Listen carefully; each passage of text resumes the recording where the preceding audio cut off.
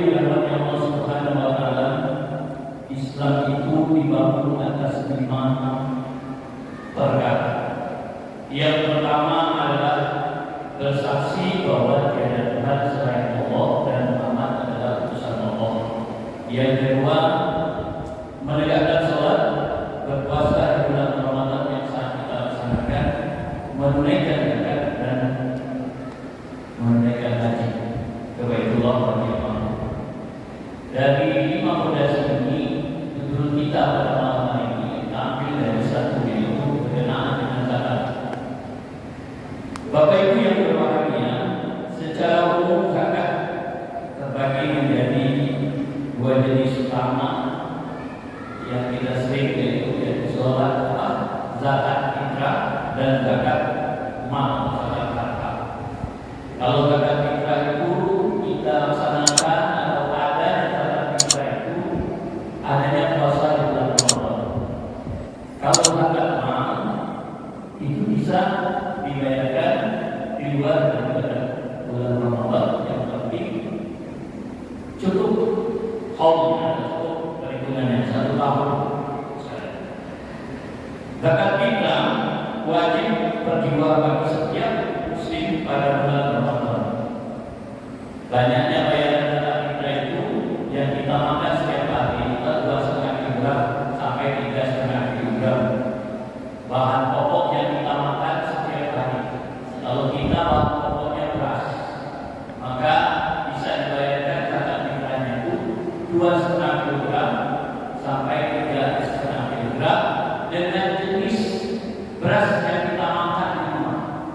Jangan kita bayar dengan beras di bawah nilai yang kita makan di rumah.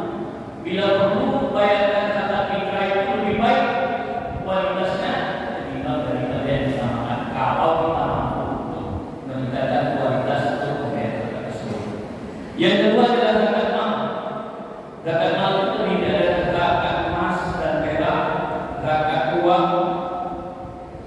simpanan, zakat dagang, zakat pertanian,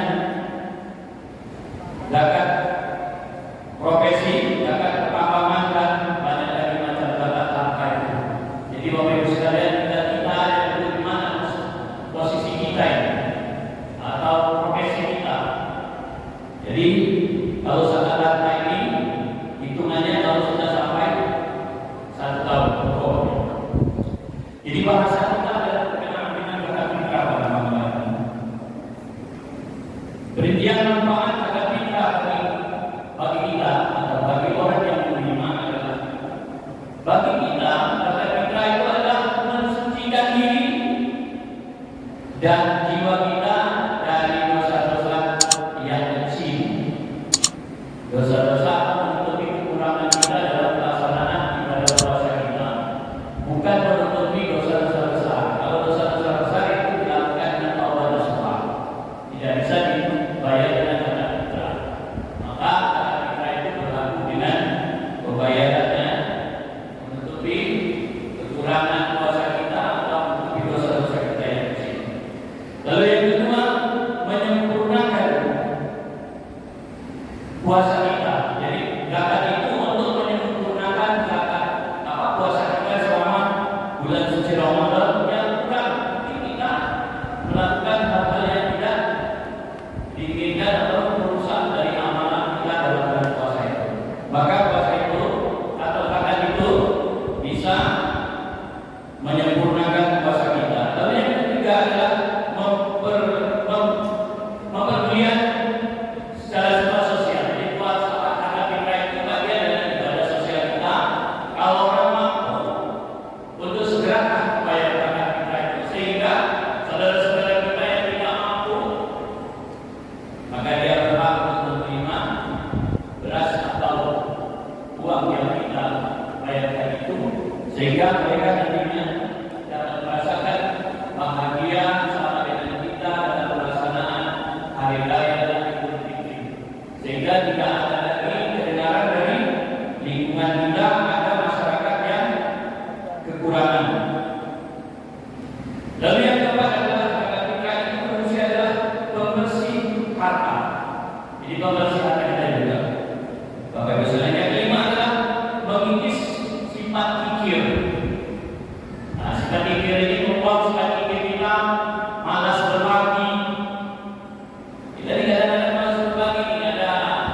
Mungkin apa yang tadi disampaikan oleh protokol tadi, masjid ini menerima nggak sih? Kira-kira Bapak Ibu sekalian, kalau ada punya kemampuan, bawalah tajil kita berikan kepada masjid-masjid. Kalau Allah banyak sekali orang datang, sehingga kalau buka puasa berlebih itu tajil yang ada, mereka semua membawa pulang. Yang keenam adalah menunjukkan bahwa kita punya sifat syukur.